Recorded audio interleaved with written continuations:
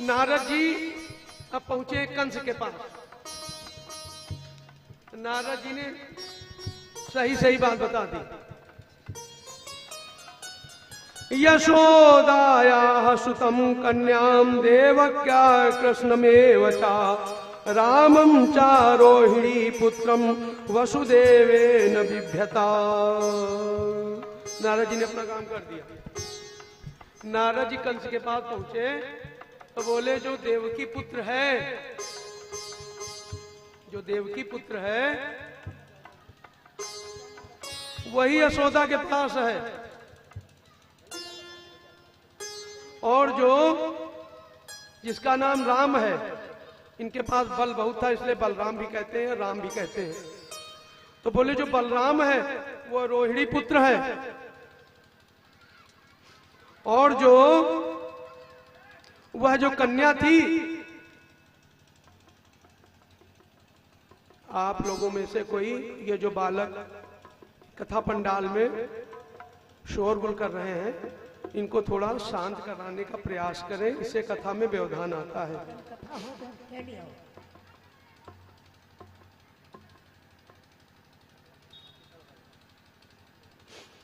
अब नारद जी देखिए, नारद जी को जब तक उसका कोई अंदर वाला प्रकरण जब उस तक पहुंचा नहीं देते तब तक इनको चैन नहीं पड़ता। ये भी अपनी आदत से मजबूर है नारद, और इनकी बात मानते भी सब है। नारद जी पहुंच गए हैं, इधर महाराज समाप्त हुआ, इधर नारद जी भी जब महाराज हो रहा था सब देवता पुष्पों की वर्षा करने लगे थे, इतना और सब आनंद मग्न हो गए थे।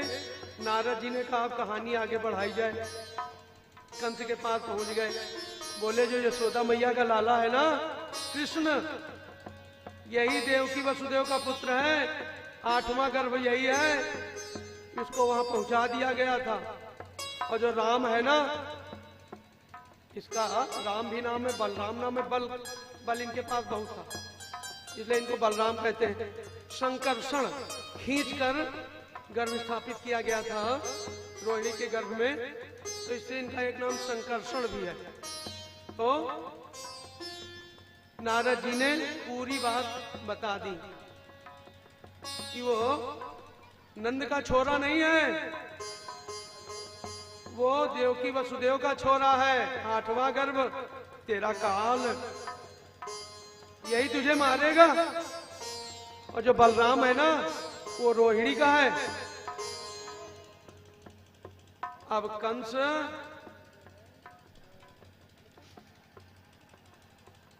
और जो ये कन्या जो देवकी वसुदेव ने तुम्हें दी थी, जो आकाश मार के आकाशवाणी करके चली गई थी, वो यशोदा की थी।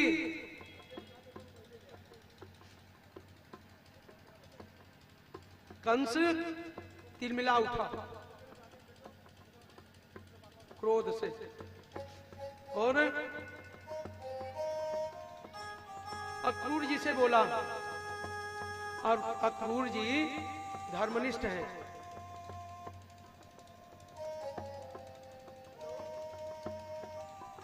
भगवान श्री कृष्ण भी इनका बहुत आदर करते हैं, कन्हैया इनका बहुत। अब इसने कहा एक धनुष यज्ञ का आयोजन हम करने जा रहे हैं, और आप कन्हैया को ले आओ।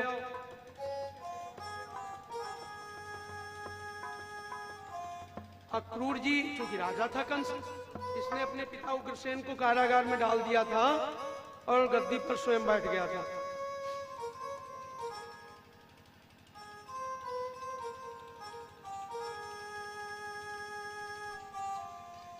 अब अक्रूर जी को बुलवा रहे हैं और कह रहे हैं कि देखिए उसको किसी प्रकार से यहां ले आओ। अक्रूर जी बहुत असमंजस में पड़े हैं, क्या करे क्या न करे, लेकिन अब बात को माननी ही है। अक्रूर जी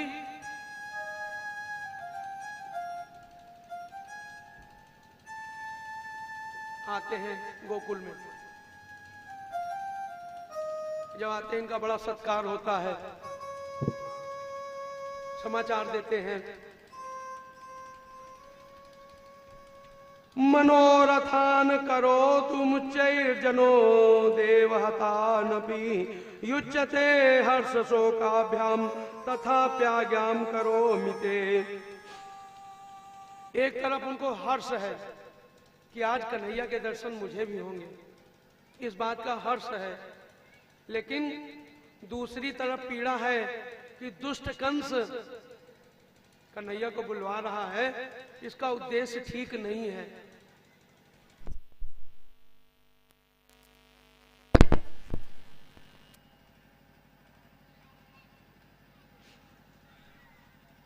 वहां पहुंचते हैं, बताते हैं कि कंस ने धनुष यज्ञ का आयोजन किया है। नंद बाबा भी जानते हैं, क्योंकि कंस को वो कर भी देते हैं, वार्षिक कर, टैक्स। तो जो जिसके आधिपत्य में रहता है वो भली भांति जानता है। मैया यशोदा रुदन करती है कि लाला तुझे नहीं जाना है।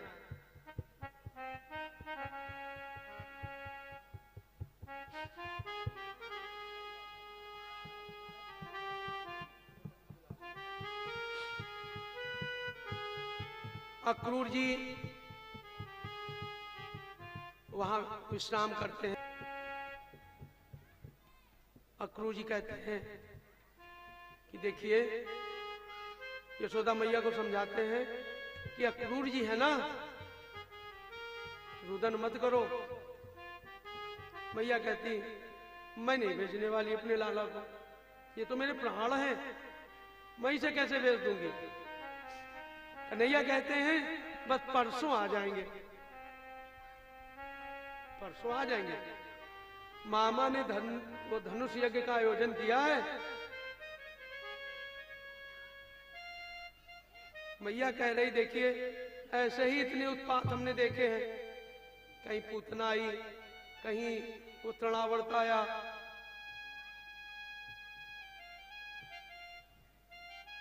कहीं वो कुवलिया पेड़ हाथी आया। इतने उत्पात हमने देखे हैं, कितने दैत्य आए, शक्टासुर आया। मैं नहीं भेजूंगी लाला को।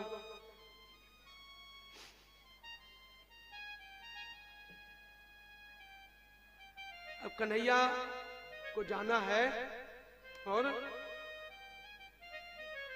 कन्हैया, गोपियां भी आ गई, महाराज का आनंद भी देख चुकी थी।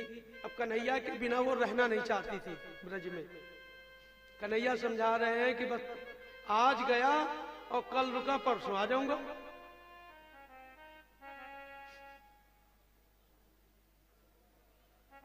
अक्रूर जी के साथ अंततोगत्वा नंद बाबा, हालांकि नंद बाबा के भी मन नहीं है, लेकिन अब कन्हैया कहने लगा नहीं जाना है, बाल हट। मैया रोती बिलखती हुई अक्रूर जी के रथ में बैठ गए कन्हैया। मैया विलाप कर रही, जैसे जल के बिना मीन, मछली जैसे जल के बिना नहीं रह सकती है, वो स्थिति मैया की है। गोपियां भी रुदन कर रही हैं, सब दौड़ कर आती हैं, रथ पर बैठ जाते हैं। बोले परसों तक की बात है, परसों आ जाऊंगा।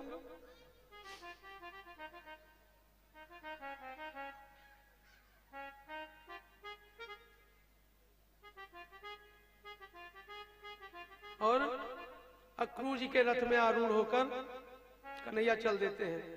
अक्रूर जी की ब्रज यात्रा, अक्रूरोऽपि च तां रात्रिं मधुपुर्या महामति उषित्वा रथमास्थास्य प्रययो नंद गोकुलम। वह गोकुल से आकर के और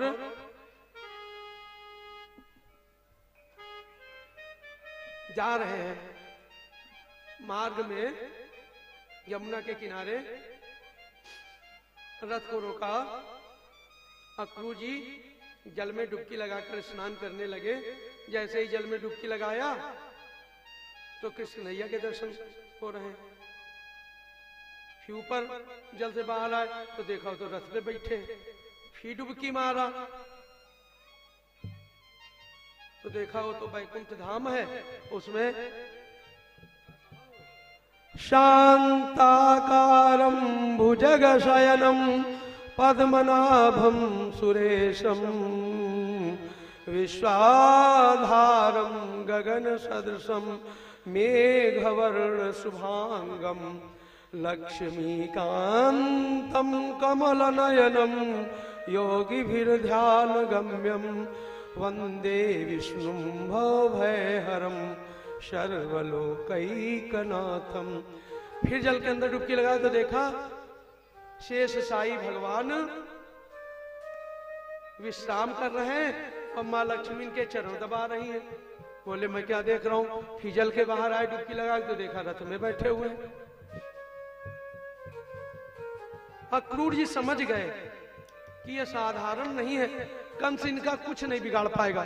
देखिए अक्रूर जी चिंतित हैं कंस की दुष्टता को लेकर कि कंस ने जो बुलाया है धनुष यज्ञ में, लाला को मारने के लिए बुलाया है इसने। लेकिन जब कन्हैया ने अपनी लीला दिखा दी कि काका चिंता न करो, हम कौन है जान लो, तो जल में डुबकी लगाते समय अलग अलग रूपों में उनको दर्शन दे रहे हैं। अब उनको भ्रम हो जाता है कि मैं जो देख रहा हूं वो सही है कि नहीं है। ऐसा तो नहीं है कि उधर से इधर हम डुबकी लगा रहे हैं उधर वो भी आ गया हो। देखा जैसे ही जल के ऊपर से सिर उठाया तो देखा फिर बैठे। बस उनका क्षोभ, उनकी चिंता समाप्त हो गई। समझ गए कि यह परब्रह्म परमेश्वर ही है और कोई नहीं है। और अक्रूर जी विनती करने लगे, नमस्ते वासुदेवाय नमः संकर्षणाय च प्रद्युम्नाय अनिरुद्धाय सात्वतां पतये नमः। नमस्ते वासुदेवाय सर्वभूतक्षयाय च हृषिकेश नमस्तुभ्यं प्रपन्नम पाहि मां प्रभो। कह रहे हैं प्रभु आप साक्षात नारायण हैं, हम आपकी वंदना करते हैं, हम आपके प्रभाव को जान नहीं पाए। फिर क्या कर रहे हैं? देव देव जगन्नाथ पूर्ण श्रवण कीर्तन यद्युत्पत्तमोत्तम श्लोक नारायण नमोस्तुते। और क्या कह रहे हैं? नमोस्तुनन्ताय सहस्रमूर्तये सहस्रपादाक्षिशिरोरुवाहवे सहस्रनाम्ने पुरुषाय शाश्वते सहस्रकोटि युगधारिणे नमः। सहस्रकोटि युगधारिणे नमः। नाना प्रकार से कि प्रभु हम क्या जान पाएंगे आपकी महिमा, आप तो लीलाधारी हैं।